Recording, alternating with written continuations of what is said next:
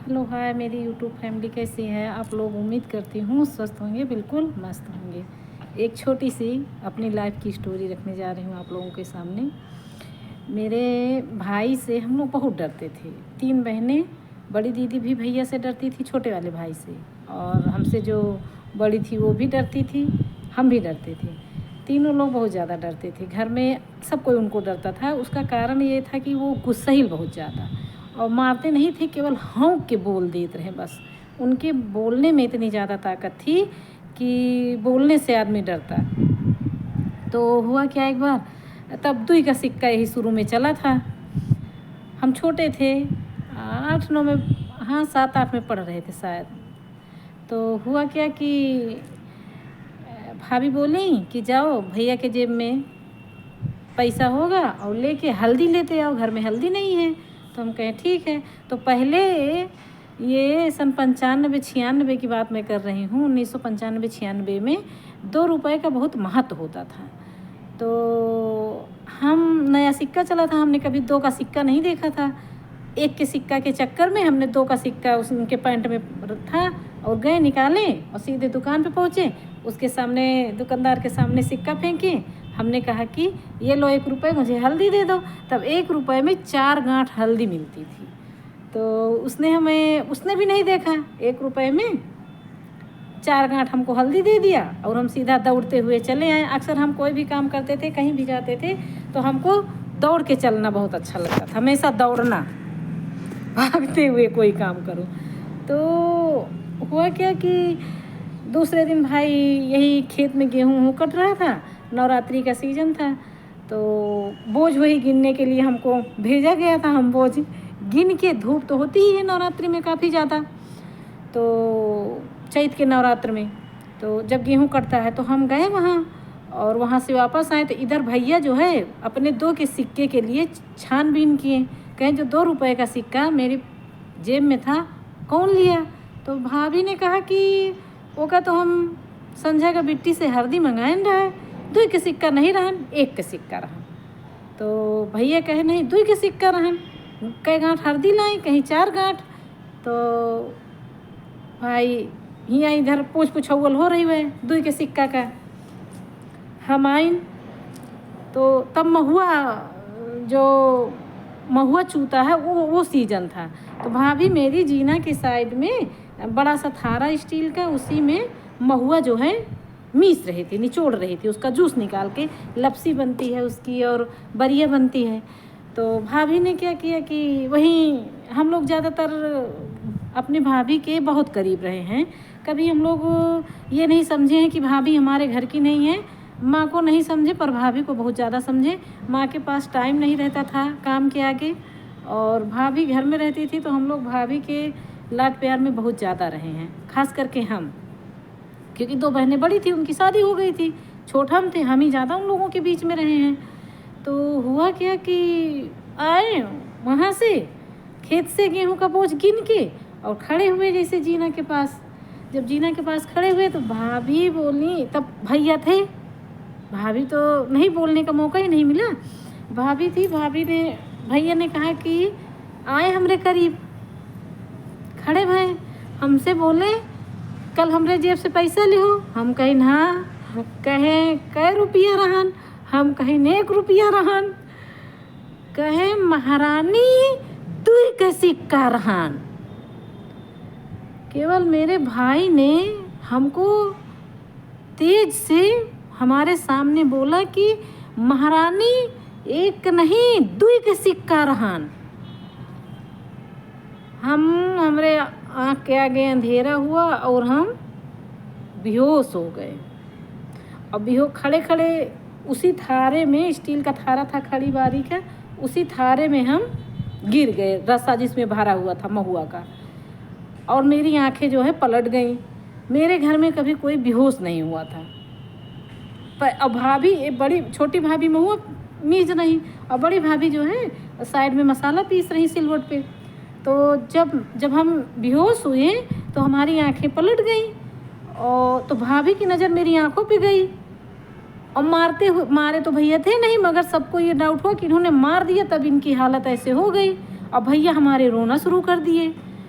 तो भाभी बोली कि अब काहे रो रहे हो, जब मारे हो तो नहीं जाने हो है। तो भैया कह रहे हैं हमारे नहीं ना बिट्टी का। और जो कि भाभी भाई महुआ गारे में पड़ी रही हूँ, ज़्यादा ध्यान नहीं दी हूँ, खाली लगा हमरे बहुत आँख के नज़दीक और ज़ोर से खाली हमका कहें महारानी दुई के सिक्का रहन। समझ लीजिए हम उसी थारे में गिर गए, बेहोश हो गए। मेरे घर में कभी कोई बेहोश नहीं हुआ था, मेरे भाई भाभी किसी ने कभी बेहोश किसी को देखा ही नहीं था। पहली बार मेरे घर में हम बेहोश हुए थे, केवल भैया के डांटने से। तो भाभी भैया हमको अच्छा काफ़ी हेल्दी थी, हम शरीर हमारी अच्छी मोटी ताज़ी थी। भैया हमको उठा रहे हैं, बेहोश होने के बाद में ऐसे भी आदमी की शरीर जो है लुंज पुंज हो जाती है, ढील हो जाती है और वज़न बढ़ जाता है। अच्छा भैया भाभी भी सिलवट छोड़ के मसाला छोड़ के किसी तरीके से आई। अब सब कोई रोना पीटना शुरू कर दिया। तो भैया हमको किसी तरीके से उठा के ऐसे कंधे पे लादा और ले जाके अपने कमरे में बिस्तर पे लेटा दिए। तब तो चारपाई हुआ करती थी।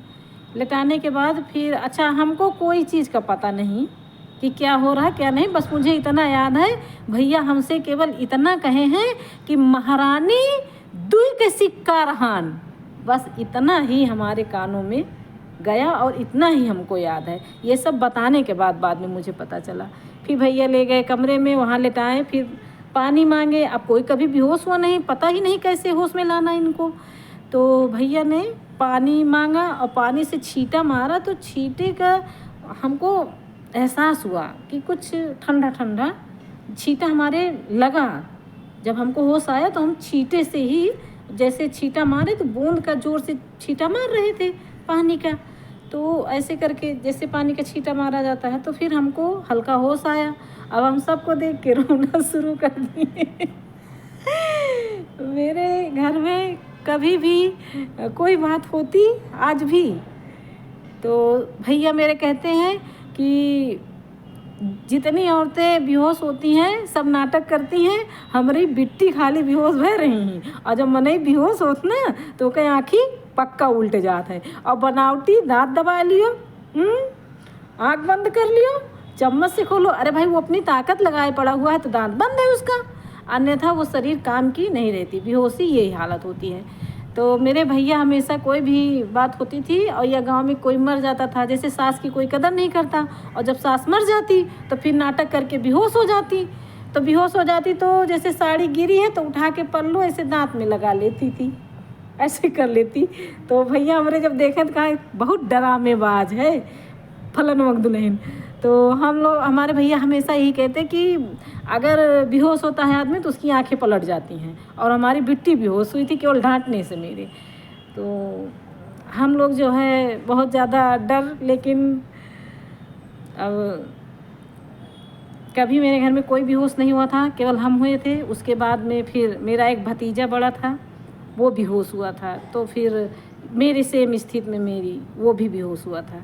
बस ऐसे गिर गया था, चोट लगी और वही भैया साथ थे, उसको कांधे पे लाद के ले आए, उसका तब नाक मुंह दबा के उसको होश में लाए। तो ये मेरी स्टोरी है। हम लोग अपने भाई को बहुत ज़्यादा डरते, बहुत ज़्यादा, छोटे वाले भाई को। मान लो कि हमारे 2 बहनों से बड़े जो भाई, और उसके बाद एक भैया बड़े और एक दीदी बड़ी, लेकिन उनको सब कोई घर में डरता। अम्मा भी डरती, जितने उनके बच्चे हुए वो भी डरते, उनकी एक बिटिया कम डरती और उनके बच्चे कम डरते। जो भाई के बच्चे, बड़े भैया के बच्चे हैं, बड़े भैया के बच्चे, वो बहुत डरते। आज भी मेरी फैमिली एक में है। मेरी उम्र लमसम 7-8 साल की रही होंगी जब हमारे भैया की बड़ी शादी हुई, और मेरी फैमिली उन्हीं की बदौलत मेरा घर अच्छे से चल रहा है और मुझे अच्छा लगता है, गर्व होता है कि मेरी फैमिली बहुत अच्छी है। और आगे फिर आप लोगों से कुछ छोटी मोटी, काफ़ी लंबा वीडियो हो जाता है और बातें तो बहुत सारी हैं, पर कहेंगे थोड़ा थोड़ा कहेंगे रोज़। आप लोग पक्का हमारे से जुड़े रहिए। और मेरी लाइफ की स्टोरी इतनी भयानक है कि शायद भारत की मैं पहली महिला हूँ, जो मेरे साथ हुआ वो किसी के साथ नहीं हुआ होगा। तो प्लीज़ आप लोग हमारे साथ जुड़िए और शेयर करिए, मेरे वीडियो को लाइक करिए। शेयर करेंगे तो फिर हमारा मनोबल बढ़ेगा, फिर हम ऐसे समाज को उधेड़ के रखेंगे एक दिन कि कभी वो लोग उम्मीद नहीं किए होंगे कि हाँ हमारा ये रूप भी उन लोगों के सामने आएगा।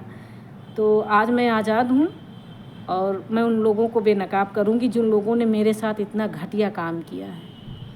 तो प्लीज़ आप लोग मेरा सपोर्ट करिए। फिर ठीक, बाय।